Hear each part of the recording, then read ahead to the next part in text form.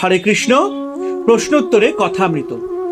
আজকের প্রশ্ন, দীর্ঘায়ু হবার জন্য হঠযোগ কি প্রয়োজন? এই প্রশ্নের উত্তরে ঠাকুর শ্রী রামকৃষ্ণ বলেছেন, শরীর, টাকা এসব অনিত্য, এর জন্য এত কেন? দেখো না হঠযোগীদের দশা। শরীর কিসে দীর্ঘায়ু হবে এই দিকেই নজর, ঈশ্বরের দিকে লক্ষ্য নাই। নীতি ধৌতি কেবল পেট সাফ করছেন, নল দিয়ে দুধ গ্রহণ করছেন। একজন শ্যাকরা তার তালুতে জিভ উল্টে গিয়েছিল, তখন তার জ্বর সমাধির মতো হয়ে গেল, আর নড়ে চড়ে না। অনেকদিন এইভাবে ছিল, সকলে এসে পূজা করত। কয়েক বছর পরে তার জিভ হঠাৎ সোজা হয়ে গেল, তখন আগেকার মতো চৈতন্য হলো, আবার শ্যাকরার কাজ করতে লাগলো। সকলের হাস্য, মানে সকলে হাসছে কথাটি শুনে। ওসব শরীরের কার্য, ওতে প্রায় ঈশ্বরের সঙ্গে সম্বন্ধ থাকে না। শালগ্রামের ভাই, তার ছেলের বংশলোচনের কারবার ছিল।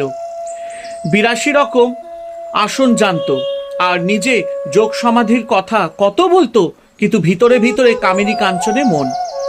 যার ঠিক ঠিক ঈশ্বরে ভক্তি আছে, সে শরীর, টাকা এসব গ্রাহ্য করে না। সে ভাবে দেহ সুখের জন্য কি, লোকমান্যের জন্য কি, টাকার জন্য।